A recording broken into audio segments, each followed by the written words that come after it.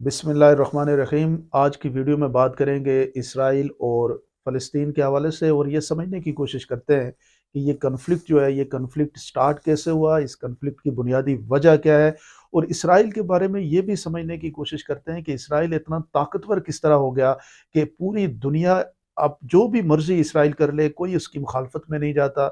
आपने देखा होगा कि ना अमेरिका इसराइल की मुखालफत में जाता है, ना यूरोपियन यूनियन उसकी मुखालफत में जाते हैं और इवन कि ये जो आपका हमारा जो अरब ममालिक हैं, ये भी किसी जगह पे आपने देखा होगा कि कोई बहुत बड़ी मुखालफत जो है, वो इसराइल की ये नहीं कर पाते। ये सारी चीज़ें समझने की कोशिश करेंगे इस शॉर्ट से वीडियो में और आपसे ये गुज़ारिश है कि अगर आपको ये वीडियो पसंद आई, तो इसको ज़रूर आपने लाइक भी करना है, शेयर भी करना है और सब्सक्राइब करना है हमारे चैनल को, ताकि और भी इस तरह की इन्फॉर्मेटिव वीडियोज़ आपके साथ शेयर की जा सकें। अब अगर हम देखें इसराइल इस कॉन्फ्लिक्ट को अगर आप स्टडी करें तो ये कॉन्फ्लिक्ट शुरू होता है 1948 में, जब 2 रियासतें बनाई जाती हैं फ़लस्तीन के अंदर और फ़लस्तीन में जब रियासतें बनाई जाती हैं तो फ़लस्तीन एक पूरा मुल्क होता है। आज अगर हम देखें तो आप अब गूगल कर लें फ़लस्तीन, अगर आप लिखेंगे तो कहीं पे आपको फ़लस्तीन मुल्क नज़र ही नहीं आएगा, क्योंकि जो 1948 में फ़लस्तीन कंट्री था, वो आज उस तरह एग्ज़िस्ट नहीं करता, क्योंकि उसमें इज़राइल ने उसमें लड़ाइयाँ लड़ के वो पूरा मुल्क जो है वो वहाँ से उन्होंने ले लिया है। अब ये जो पार्टीशन हुआ तो इसमें से आधा हिस्सा, क्योंकि फ़लस्तीन के अंदर जो उसकी पार्टीशन के बाद एक हिस्सा, क्योंकि ज्यूइश वहाँ पे रहते थे, तो वहाँ पे आधा हिस्सा ज्यूइश को दे दिया गया, एक हिस्सा फ़लस्तीन के पास चला गया और जेरूसलम जो था, जहाँ पे अपना मक़दस है, वो वहाँ पे आपने देखा होगा कि वो यूनाइटेड नेशन ने अपने कंट्रोल में ले लिया। अब जेरूसलम शहर जो है वो यूनाइटेड नेशन के कंट्रोल में है। इसी तरीके से ये 2 पार्टीशन हुए, लेकिन आज अगर हम देखें, आप अगर गूगल करें, फ़लस्तीन लिखें गूगल में, तो आपको फ़लस्तीन कंट्री गूगल में एग्ज़िस्ट करता हुआ नज़र नहीं आएगा। क्योंकि इस सारे अरसे में जब लड़ाइयाँ हुई, 1948 के बाद ही इनकी लड़ाइयाँ शुरू हो गई थी और अरब ममालिक जॉर्डन और इजिप्ट जो है वो इस इन इन इनमें वो शामिल होता था, इराक भी कभी-कभी शामिल होता था। ये सारे अरब ममालिक लड़ाई लड़ते थे, लेकिन होता ये था कि इज़राइल हमेशा ये लड़ाई जीत जाता था और उस लड़ाई के जीतने की वजह से इसराइल ने इसमें कब्ज़ा करना शुरू कर दिया और कब्ज़ा करते-करते आज अगर हम देखें तो बहुत ही छोटा-सा इलाका आपको नज़र आएगा।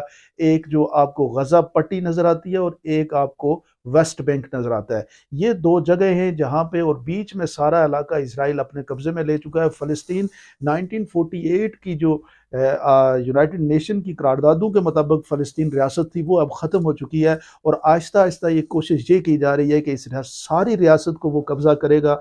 और अभी आपने देख लें कि छोटे-छोटे बच्चों को वो भी मार रहे हैं और खून बहा रहे हैं, लेकिन कोई इनको रोकने वाला नहीं है। किसी जगह पे ये आप इस पूरी जंग को अभी जो सारी जंग चल रही है, इस जंग में कोई भी कंट्री आके इसराइल को ये नहीं कहता कि जनाब आप इतना बड़ा दुश्मन और इतना बड़ा जुल्म क्यों करते हैं। आपने देखा होगा कि हमास को ये कहते हैं ये दहशतगर्द तंजीम है, जबकि हमास अपनी एग्जिस्टेंस के लिए लड़ रहे हैं।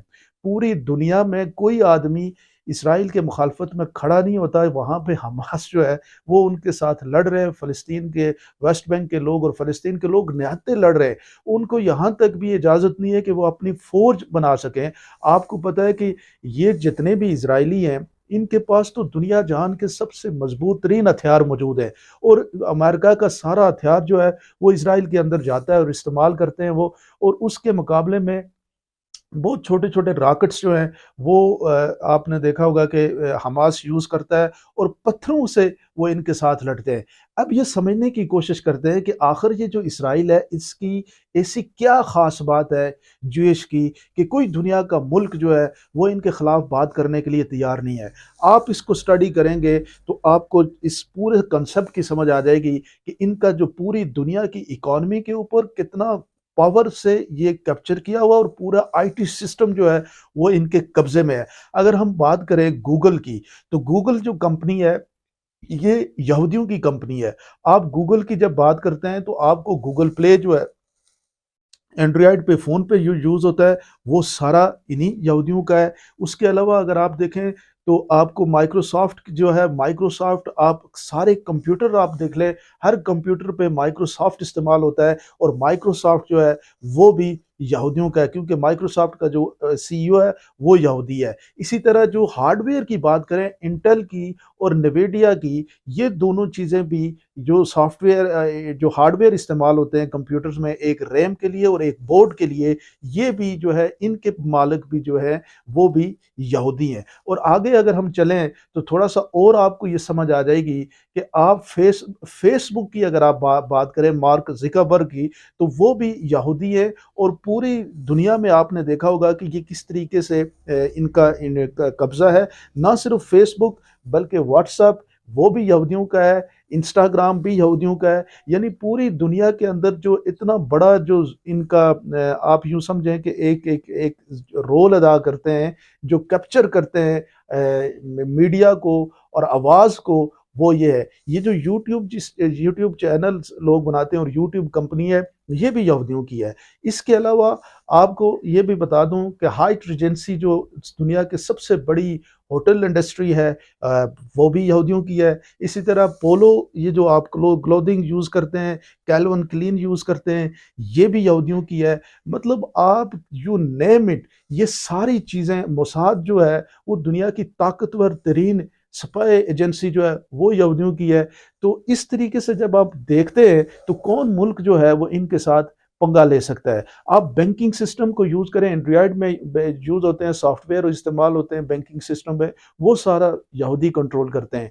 तो पूरी दुनिया के अंदर जो सिस्टम को रन करने की जो सारी चीज़ें हैं, वो सब आपको यहूदी कंपनीज़ में मिलती हैं। और ये बात भी मैं आपको बताऊँ कि यहूदी दुनिया के किसी कोने में है, कोई भी कंपनी ऑन करता है वो ऑटोमेटिकली अपना इज़राइल का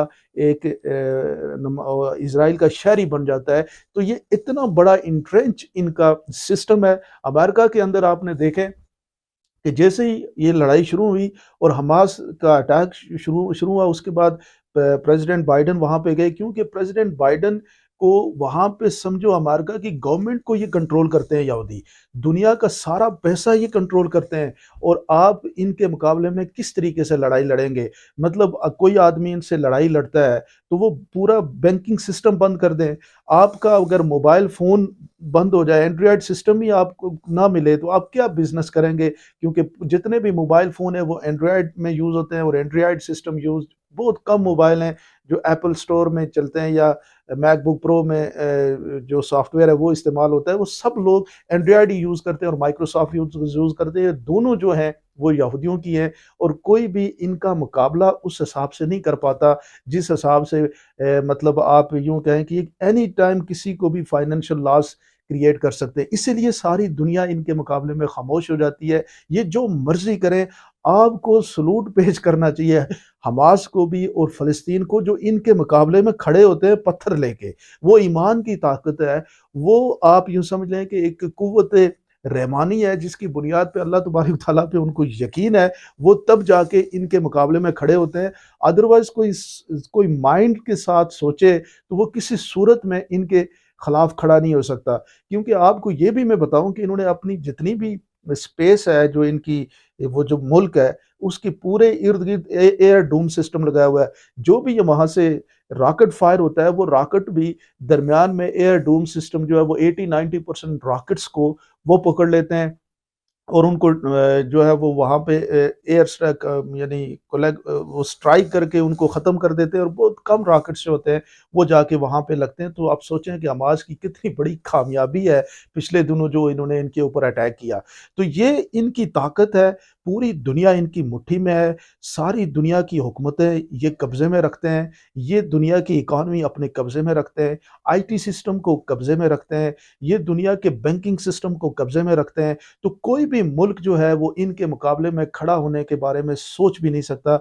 लेकिन इस सारी सूरत हाल में फिर भी हम ये समझते हैं कि यहूदी ये जो यूनाइटेड नेशन की करारदादों के मुताबिक जो फैसला हुआ था 1948 का, उस जो रियासतें 2 बनी थी, इनको वहाँ पे चला जाना चाहिए, क्योंकि फ़लस्तीन ने तो अपनी सारी ज़मीन इनको दे दी है और वो ये इवन के गोलन हाइट्स भी ये जो है वो भी ले चुके हैं।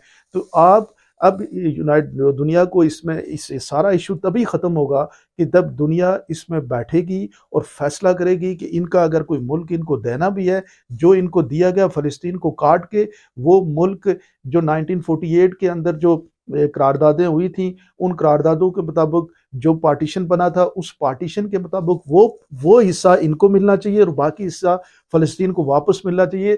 तभी जाके यहाँ पे रेस्ट आएगा, अदरवाइज ये जो जंग है, ये जब तक ये वहाँ पे मौजूद रहेंगे यूनी स्टेट के हिसाब से, अरब के लोग कल अरब जितना भी है ये समझ ले कि अगर आज फ़लस्तीन की बारी है तो कल मिस्र की भी होगी, जॉर्डन की भी होगी, ईरान इराक की भी होगी।